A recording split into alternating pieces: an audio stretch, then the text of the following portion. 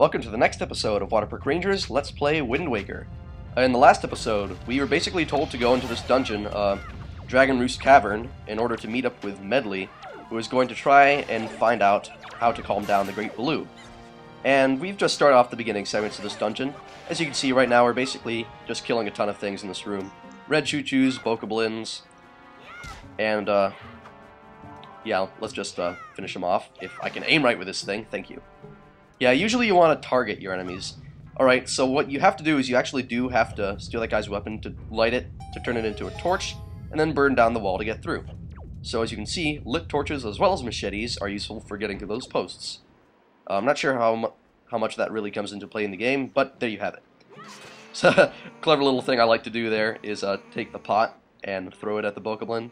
It just saves time, and you don't have to worry about sword fighting him on a narrow bridge. So climb up this ladder, make sure you're timing it right, otherwise that lava jet down there will spew out through the ladder and knock you off if you're timing it wrong. New enemy up here, lots of stuff in this dungeon. Cargo Rock. It's basically like the miniature version of the Helmarock, which is that giant bird that kidnapped Errol. Of course, it also drops a specific spoil, the Golden Feather. Now, a little thing that I think I should mention here is that most of the bosses in this game are basically just bigger versions of enemies you've already fought. And that's not really common in the Zelda series. Usually, the bosses that you fight are different from the enemies that you normally come up against. Except in cases like the first three bosses in Ocarina of Time for the Spiritual Stones. You got Queen Goma, King Dodongo, Baronade. They're basically all bigger versions of enemies, but then from that point on, everything's essentially unique. Though I guess you could kind of argue that Bongo Bongo is supposed to be like a bigger version of the Floor Master / Wall Master type enemy. But we're really getting off track here. We're supposed to be talking about Wind Waker. You know, the more that I think about it, a Twilight Princess does a similar thing too. Pretty much every enemy, not all of them, but like a lot of the bosses are just bigger versions of other enemies. So I guess I should retract that statement. Maybe this has really been going on since Ocarina of Time. Or I suppose, if you want to argue, it's been going on since forever in the series. But I am seriously not talking about anything that's going on. Like, right now, what you're seeing is basically we're exploring this little secret passageway that you can find if you just pull out each of the blocks one step back from this little thing. Or two, you know, just enough to get down the middle.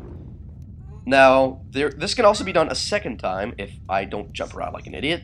We need to pull each one out once, climb over it, drop down back there, and crawl once again. It's pretty deft maneuvering, but once you're good at the controls in this game, you can basically do just about anything and go just about anywhere. I guess like anything, they take a little while to get used to, but I think it's really one of the nicest, like, tightest control schemes. The only thing that I would complain about is sometimes the jumping just feels a little bit haphazard, sometimes the running just feels a little bit loose. But after you play it long enough, you really get used to it, and just everything fits really well. Also, I have to say the combat in this game is it's the most enjoyable for me. Oh, we got a message here. Jack, have you been seeing any filthy thieving rats around? I know they are annoying, but keep your wits about you. They are only rats. If you spread bait near their nest, they may share their store of treasure with you. Why don't you try it? Right, we'll try that right away. So there should be like, yeah. You saw a little hole there in the wall? Throw bait, and a rat will come out and talk to you. Delicious! Hey, I got something real get-off for you. For real. What'll it be for you? So we can buy pear or bait or nothing. Though sometimes they'll sell better things. So hopefully we'll get something really good this time. Maybe a potion of some sort. Nah. I'm not being a cheapskate, I just haven't found anything yet that I want to buy. Jeez. Calm down, rat.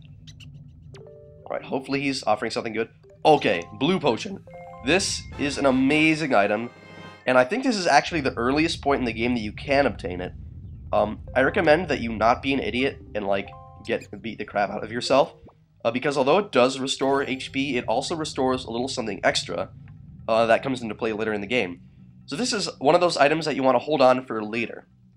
And now we're just gonna buy back all the bait that we used to get that blue potion. It's well worth it, even though it seems to cost quite a bit. You're really not going to find many opportunities to use your money efficiently this early in the game, so you might as well use it for a really good item like the blue potion. Alright, now in the second chest, we have, just like the Forsaken Fortress, the compass for this dungeon. And it will basically show us where all the different things are located inside the dungeon. We have a long ways to go, though. So those little yellow icons are our treasure chests. That white thing is a skull. It is supposed to represent the boss. And we will meet up with it in due time. It'll take a little while to get there, I'm sure. Alright, so we've thrown the torch across to take care of that barrier, because you can't take it up the stairs. You can take it with you. And open up this treasure chest, we have another small key, which I think should help us get out of this room. Right there. And if I'm not mistaken... Oh, never mind, I am mistaken. So we're outdoors once again. This dungeon's unique. We're having some outdoor sections, though I think actually a couple others have them as well. So I'll just throw the rock, knock that guy out of the way, and this is one of the few keys that's actually not in a treasure chest. It's just sitting here. I guess the bird, like, laid a key or something. Sounds wrong. Anyway, we'll have to use a club here, light it on fire. There are more bats or geese or whatever in here. You don't really need to fight them, but there is a treasure chest in the shadows over here, which contains another joy pendant. These things, yes, they really do seem useless. Once again, you need to collect them for later. They're the only item that you need to collect for later. I don't know why I threw it right there. That was really stupid. Stupid bats! I really hate those things. Alright, so we're burning that out of the way. Let's just get through there, running through the fire, and we're perfectly okay. Not that I'm complaining. And let's go through here. One of the funny things is that, although you're not supposed to be able to carry clubs through the door, as you saw right there, Link automatically drops them. I have, on one playthrough, managed to get a club through that door. By dropping it at a weird angle so that it bounced underneath the door as it was going through. I mean, how cool is that? And by talking about something stupid like that, I forgot to mention that that pot back there, once you blow up the top of it with the a bomb flower, there was a similar pot in like the first room of the dungeon where we fought those two Pokemons with the torches last episode. This is the only Zelda game, to my knowledge, that has a feature like those pots. What happens is that when you step in them, they warp you to one of the other pots. You have to climb inside them, basically. So they're basically referred to as warp jars or warp pots by fans of the series. This is the only game that's known to have them, but they definitely save you time if you're trying to get through the dungeon quickly. Like, for instance, if you get a game over.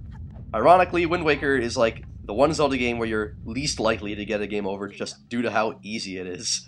I'm sorry, but this game... I think this game is like the easiest of the Zeldas, probably. People might argue that Phantom Hourglass is possibly easier. I say this is definitely easier than Phantom Hourglass. And that's all there is to it. So once again, light the torches, and you get a special something for the chest. Now, I know for sure, this is the only Zelda game that has treasure charts inside the dungeons, because it's like the only Zelda game. Actually, no. Well, Phantom Hourglass also uses them. I keep saying, like, Wind Waker's the only Zelda to do any of this, but no, not sure at all. It might be the first to do some of these, but the truth is, I guess just due to how much I've played this one compared to the others, I guess I'm more inclined to think that this one is the one that pioneered so much of the series content.